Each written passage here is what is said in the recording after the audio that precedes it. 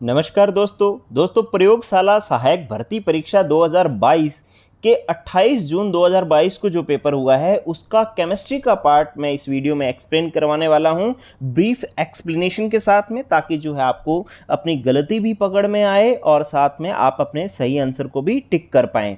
तो जो केमिस्ट्री के क्वेश्चन है वो 61 नंबर क्वेश्चन से शुरू है। तो पहला क्वेश्चन जो केमिस्ट्री का है वो 61 नंबर ये रहा। ये क्वेश्चन कहता है कि एक तत्व का परमाणु क्रमांक 11 है, इसका ऑक्साइड होगा। 11 परमाणु क्रमांक सोडियम का होता है और सोडियम क्षारीय धातु है क्योंकि इसके ऑक्साइड क्षारीय प्रकृति के होते हैं। तो इसलिए पहला ही इसका आंसर जो आएगा वो बी नंबर आंसर आएगा, बी नंबर आंसर आएगा। टिक कर लें अपने जो क्वेश्चन बुकलेट है उसमें ये आंसर टिक कर लें। चलिए इसके बाद में बात करता हूँ, नेक्स्ट जो है वो है हमारे पास 62 नंबर क्वेश्चन। ये कह रहा है कि इस समीकरण में A2 + 2B2 gives to 2AB2 plus heat साम्य बाईं तरफ स्थानांतरित हो जाता है। देखें, अगर बाईं तरफ का मतलब होता है अभिकारकों की तरफ लेकर के जाना है, तो अभिकारकों में मोल ज़्यादा है, उत्पाद में मोल कम है, इसलिए दाब घटाना पड़ेगा, और उत्पाद के साथ हीट है इसलिए ताप बढ़ाना पड़ेगा। तो इसका जो आंसर आएगा वो आंसर नंबर आएगा ए। कौन सा आंसर आएगा? ए नंबर इसका आंसर आएगा। ठीक है बच्चों, चलिए आप अपने क्वेश्चन बुकलेट में इसको भी टिक कर लें। चलिए नेक्स्ट जो क्वेश्चन मैं बात कर रहा हूँ 63 नंबर क्वेश्चन जो है वो आएगा। कहता है कि क्लोरीन गैस की गर्म और सांद्र सोडियम हाइड्रोक्साइड के साथ अभिक्रिया करने पर क्लोरीन की ऑक्सीकरण संख्या परिवर्तित होती है। देखो, क्लोरीन होती है Cl2, सोडियम हाइड्रोक्साइड NaOH के साथ अभिक्रिया करवा रहे हैं हम, तो ये बनाता है NaCl और NaO3Cl या NaClO3 बनाता है। तो दो चीज़ें बन रही है, एक तो Cl2 से NaCl बन रहा है, Cl2 में Cl की ऑक्सीकरण 0 और NaCl में -1, तो इसका मतलब एक तो 0 से -1 चेंज हो रही है और दूसरा Cl2 से वो बन रहा है NaClO3 बन रहा है, तो उसके अंदर Cl का ऑक्सीकरण अंक होता है +5, तो दूसरी जो है वो 0 से +5 चेंज हो रही है। तो इट मीन्स इसका आंसर जो होगा वो होगा बी नंबर आंसर हो जाएगा। बी नंबर 63 का आंसर है बी। चलिए इसके बाद मैं बात करता हूँ 64 नंबर क्वेश्चन की। 64 नंबर जो क्वेश्चन है वो कह रहा है कि 4th कोश में कुल कक्षकों की संख्या होगी। कोश में कक्षकों की संख्या का सूत्र होता है, अधिकतम कक्षकों की संख्या का सूत्र होता है n²। n है हमारे पास 4, स्क्वायर करोगे तो हो जाएगा 16 और आंसर नंबर आएगा इसका भी बी। 64 नंबर का आंसर आएगा बी। टिक कर लें। चलिए इसके बाद हम बात करते हैं 65 नंबर क्वेश्चन की। 65 नंबर क्वेश्चन क्या कह रहा है? 65 नंबर क्वेश्चन कह रहा है, कहता है कि यदि A नॉर्मलता व B मूलरता है तब नॉर्मलता व मूलरता में सही संबंध है। नीचे दे रखा है M व E क्रमशः अणु भार व तुल्यांकी भार है। तो आप ध्यान दें बच्चों कि हमेशा क्या होता है कि मूलरता और अणु भार, मतलब मूलरता इंटू अणु भार बराबर होता है नॉर्मलता इंटू तुल्यांकी भार। ठीक है, ये हमेशा बराबर होते हैं। तो इसको अगर आप बात करेंगे तो ये आएगा हमारे पास, मोलरता दे रखी है B, तो B इंटू M बराबर होगा A इंटू E। ठीक है, आप A बराबर करोगे तो ये आ जाएगा A बराबर B इंटू M बटा में E। तो इसका आंसर जो आएगा वो आएगा A नंबर आंसर आएगा। ठीक है, तो ये आपकी 11th की बुक में बिल्कुल साफ साफ दे रखा है ये रिलेशन। चलिए इसके मैं बाद में बात करता हूँ 66 नंबर क्वेश्चन की। तो 66 नंबर क्वेश्चन कह रहा था कि गैस समीकरण PV बराबर nRT का अनुसरण किया जाता है। ये दोनों पर ही किया जाता है, समतापीय प्रक्रम में भी और रुद्रश्रम प्रक्रम में भी। तो इसलिए जो इसका आंसर नंबर आएगा वो आएगा सी नंबर आंसर आएगा। कौन सा आंसर आएगा? सी नंबर आंसर आएगा, सी नंबर आंसर। ठीक है, तो ये 66 नंबर क्वेश्चन भी इस तरीके से हो जाएगा। चलिए फिर मैं बात करता हूँ 67 नंबर क्वेश्चन की। 67 क्या कह रहा है कि सबसे प्रबल संयुग्मी क्षार है। बच्चों, दुर्बल अम्ल का जो संयुग्मी क्षार होगा वो सबसे प्रबल होगा। कोई अम्ल है वो जितना दुर्बल है उसका संयुग्मी क्षार उतना ही प्रबल होगा। तो अगर इन चारों में बात करें तो NO3 माइनस मतलब HNO3 से है, ये Cl माइनस HCl से है, SO4 माइनस 2 H2SO4 से है, CH3COO माइनस CH3COOH से है। इन चारों के अंदर सबसे दुर्बल अम्ल CH3COOH था जिसका संयुग्मी क्षार बना CH3COO माइनस। तो सबसे दुर्बल अम्ल का संयुग्मी क्षार सबसे प्रबल होगा, इसलिए आंसर नंबर जो आएगा वो कौन सा आएगा, डी नंबर आंसर आएगा 67 का। ठीक है, तो इस प्रकार से जो है इसका डी नंबर आंसर आएगा। फिर हम बात करते हैं 68 नंबर क्वेश्चन की कि निम्न में से सर्वाधिक श्यानता किसकी है। देखो जिसके अंदर OH समूह ज़्यादा है उसकी श्यानता सबसे ज़्यादा है, ग्लाइकोल में OH समूह ज़्यादा होते हैं, तो इसलिए आंसर नंबर आएगा बी, 68 का आंसर आएगा बी। ठीक है, चलिए इसके बाद हम बात करते हैं 69 नंबर क्वेश्चन की। 69 नंबर क्वेश्चन कह रहा है कि निम्नलिखित में से किसमें ज्यामितीय समावयवता संभव नहीं है। ज्यामितीय समावयवता उसमें संभव नहीं होगा जिसमें एक ही कार्बन पर दो एक जैसे समूह जुड़े होंगे। तो पहले में हम देखें कि एक कार्बन पर HCH3, इसमें CH3H अलग अलग हैं, HCH3 CH3Cl अलग अलग हैं, ClH CH3H अलग अलग हैं, HCl, और यहाँ पे देखो चौथे में D में इधर वाले कार्बन पर CH3 और CH3 सेम है डी नंबर में। तो जब सेम आ गए तो ये ज्यामितीय समावयवता प्रदर्शित नहीं करेगा और इसका आंसर जो आएगा वो आएगा बच्चों डी नंबर आंसर आएगा, क्योंकि एक कार्बन पर दो एक जैसे समूह हैं। ठीक है बच्चों, चलिए अब हम बात करते हैं नेक्स्ट किसकी, 70 नंबर क्वेश्चन की। 70 नंबर क्वेश्चन कह रहा है कि एल्काइन को एल्कीन में परिवर्तित करने के लिए काम में आने वाला अभिकर्मक है। देखो इसमें थोड़ा सा कंफ्यूजन है कि ये जो आंसर दे रखा है मेरे हिसाब से इसका आंसर जो है वो डी होना चाहिए, लेकिन डी तब होना चाहिए जब पीडी के साथ सी हो। ठीक है, डी नंबर में पीडी के साथ चारकोल हो और H2 हो, तब जो है एल्काइन को एल्कीन में बदलते हैं। ठीक है, तो इसलिए जो है इस क्वेश्चन को एक बार मैं इसका आंसर जो है वो मान रहा हूँ कि इसका आंसर होना मान रहा हूँ डी। ठीक है, लेकिन बच्चों इस क्वेश्चन को एक बार आप पेंडिंग रखेंगे, इसको थोड़ा सा कंफर्म करने की ज़रूरत है, क्योंकि डी के साथ पीडी के साथ में चारकोल नहीं दिया हुआ। अगर चारकोल दिया होता तो ये कंफर्म यही आंसर होता। ठीक है, एक बार मैं इसको डी मान करके चल रहा हूँ। चलिए नेक्स्ट बात करते हैं 71 नंबर क्वेश्चन की। तो 71 नंबर क्वेश्चन ये रहा आपके पास, कहता है कि पेंटेन के संरचनात्मक समावयवियों की संख्या है, तो कितने पेंटेन के संरचनात्मक समावयवी हो सकते हैं। पेंटेन के संरचनात्मक समावयवी हो सकते हैं 3। ठीक है, आप बना करके देखोगे एक सीधी श्रृंखला बनेगी, एक में एक शाखा निकलेगी, एक में दो शाखाएं निकलेंगी, तो 3 जो है संरचनात्मक समावयवी संभव है।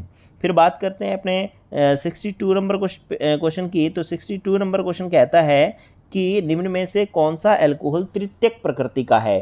देखें जिसमें OH जिस कार्बन से जुड़ा हुआ हो वो कार्बन डायरेक्टली 3R समूह से जुड़ा होगा या 3 कार्बन से जुड़ा होगा, वो 3 डिग्री होगा। तो इसका जो 3 डिग्री आएगा वो कौन सा आएगा, C नंबर जो है इसका 3 डिग्री आएगा। तृतीयक जो है वो C नंबर। बहुत आसान क्वेश्चन था, जिसने 12th हल्का फुल्का भी आसानी से ध्यान दे करके पढ़ा है उसके लिए बहुत ही आसान क्वेश्चन था। चलिए फिर मैं बात करता हूँ 73 नंबर क्वेश्चन की। और 73 नंबर क्वेश्चन बहुत ही आसान, निम्न में से कौन सा आणविक सूत्र एल्काइन को दर्शाता है।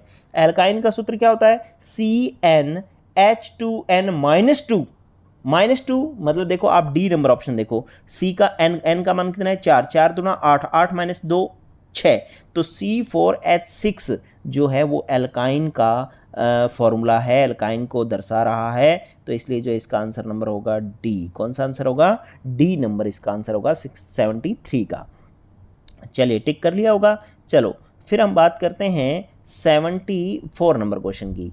74 कह रहा है कि आप वो नियमानुसार नया इलेक्ट्रॉन उस कक्षक में प्रवेश करेगा जिसके लिए n+l का मान न्यूनतम होगा। पहले आपको n+l देखना है, n का मान कम होगा, l का मान कम होगा। ये कब देखते हैं, तब जब n और l का मान बराबर आ जाए। लेकिन पहला आपको दे रखा है कि n+l का मान न्यूनतम होगा, तो इसका नंबर इसका मतलब इसका भी आंसर जो आएगा वो कौन सा आएगा, डी नंबर आंसर आएगा। डी नंबर आंसर आएगा जिसके लिए n+l का मान कम होगा, उसमें पहले इलेक्ट्रॉन प्रवेश करेगा।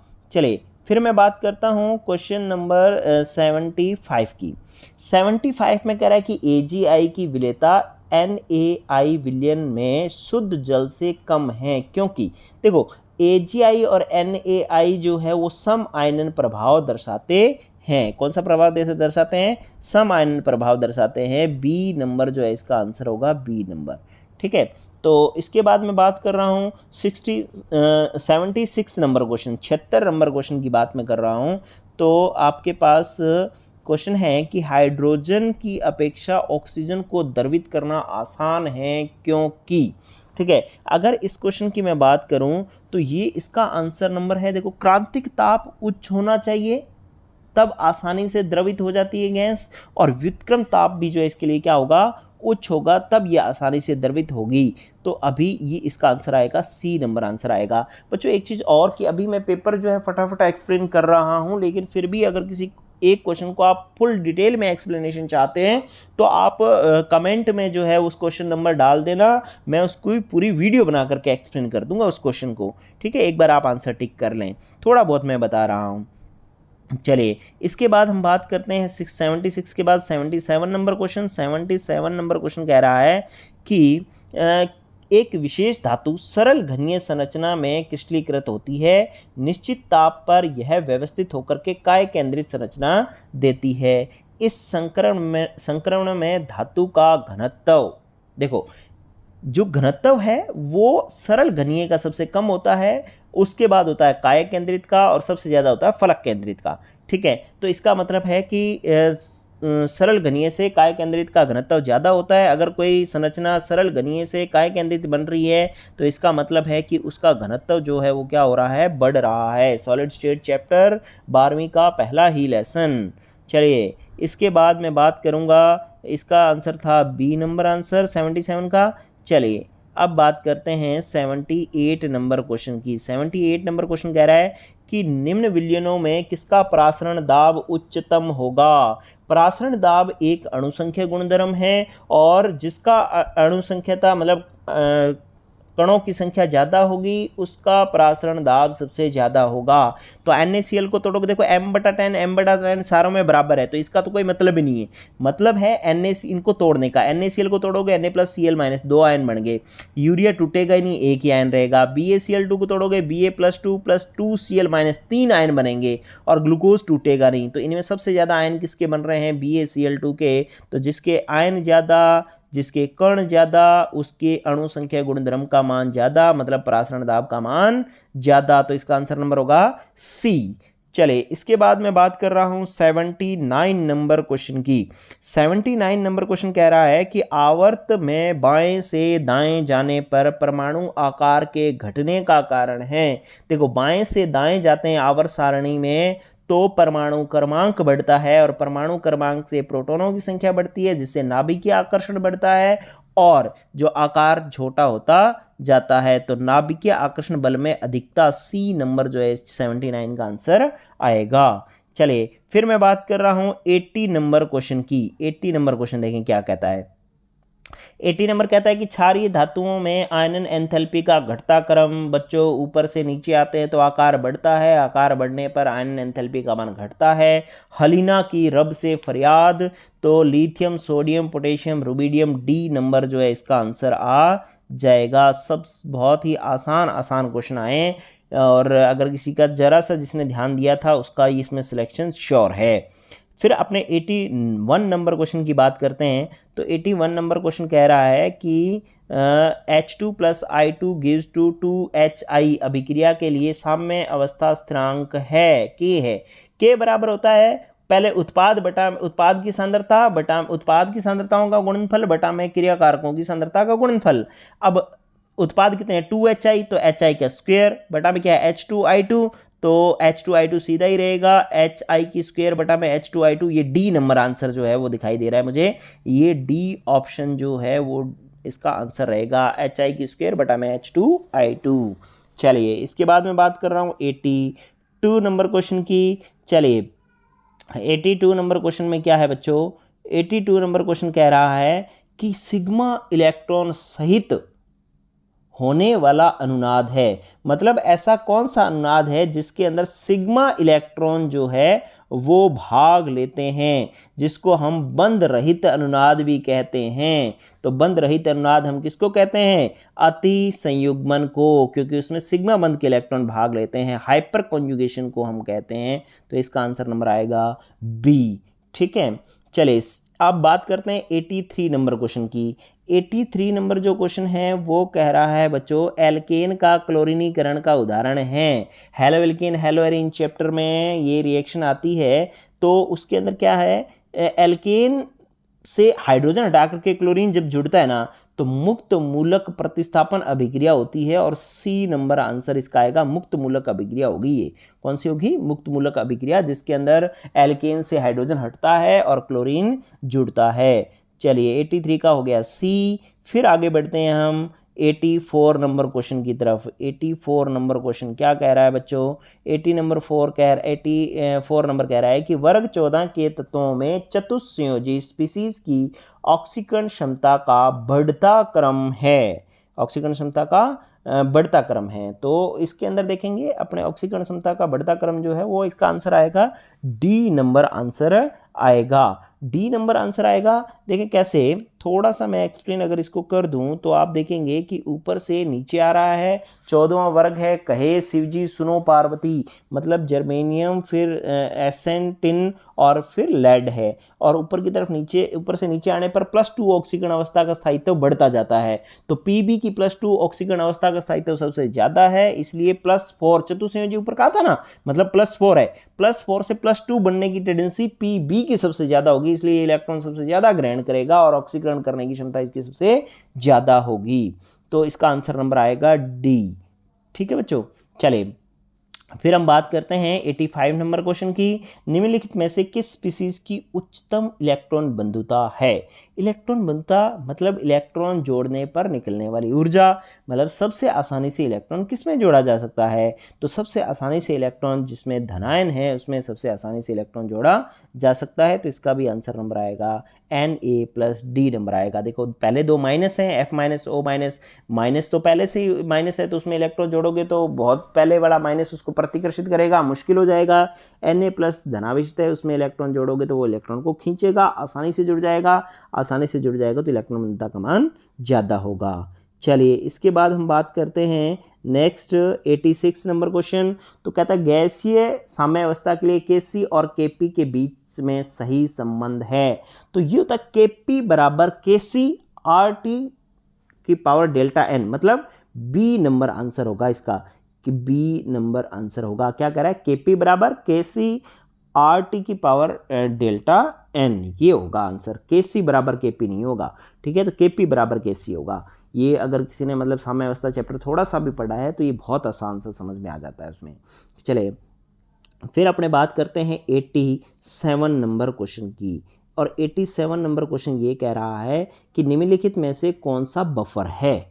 ठीक है, बफर जो है वो NaCl HCl + NaCl नहीं हो सकता, NaOH NaNO3 नहीं हो सकता, KOH KCl नहीं हो सकता, ये होगा NaOH मतलब दुर्बल क्षार, और NH4Cl मतलब दुर्बल क्षार और परबल अम्ल का लवण, ये होगा।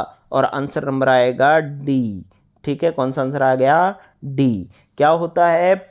NH4OH दुर्बल क्षार है और साथ ही NH4Cl जो है वो लवण है, लेकिन कैसा लवण है? दुर्बल क्षार और परबल अम्ल का लवण है। ऐसे ही विलयन जो है वो बफर होता है।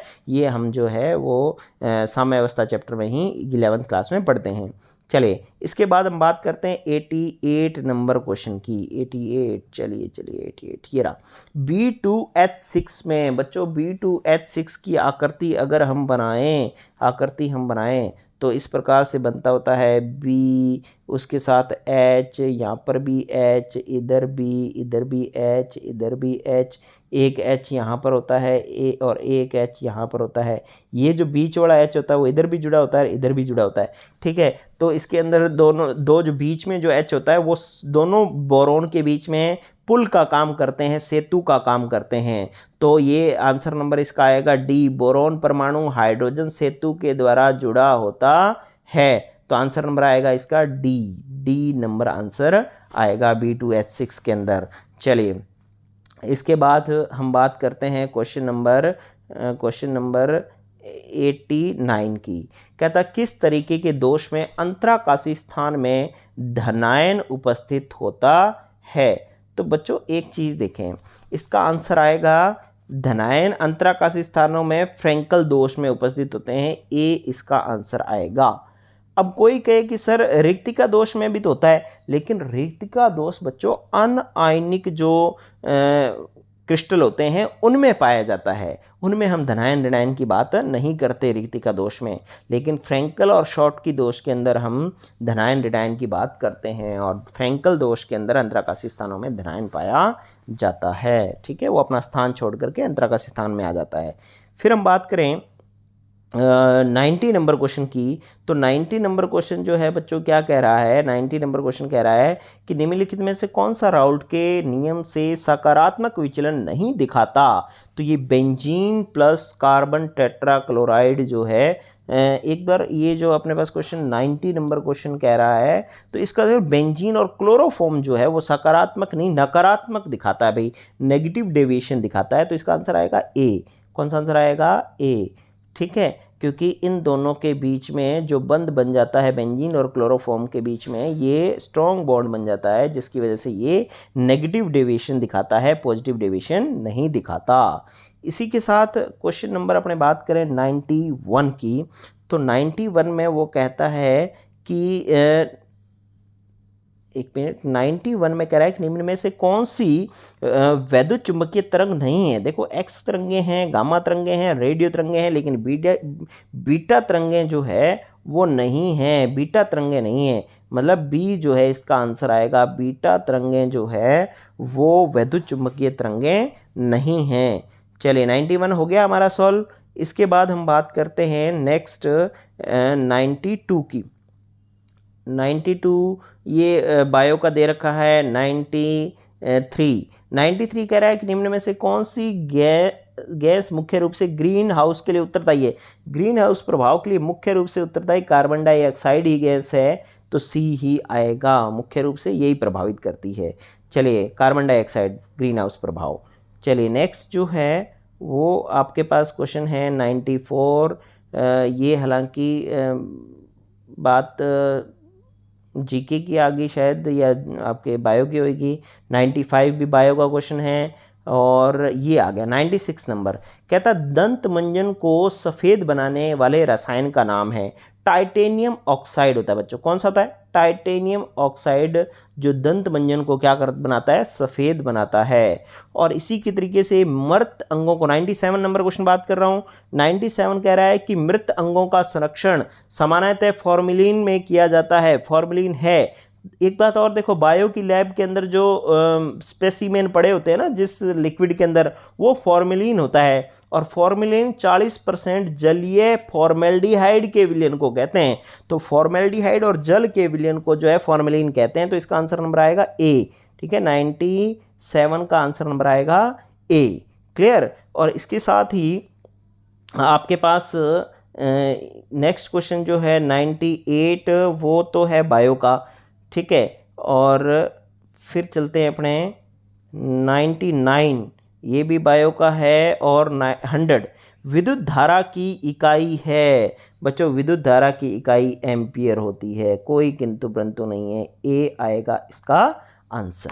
ठीक है बच्चों, तो इस प्रकार से ये केमिस्ट्री के मैंने क्वेश्चन आपको सॉल्व करवा दिए हैं। लेकिन अगर कोई क्वेश्चन आपको डिटेल में एक्सप्लेन चाहिए तो आप जो है वो कमेंट बॉक्स के अंदर उस क्वेश्चन नंबर को डाल देना, मैं डिटेल में एक्सप्लेन कर दूंगा। ऑल द बेस्ट बच्चों। उम्मीद करता हूं कि आपका पेपर अच्छा हुआ होगा और आपका सिलेक्शन होगा। All the best, good luck, good bye.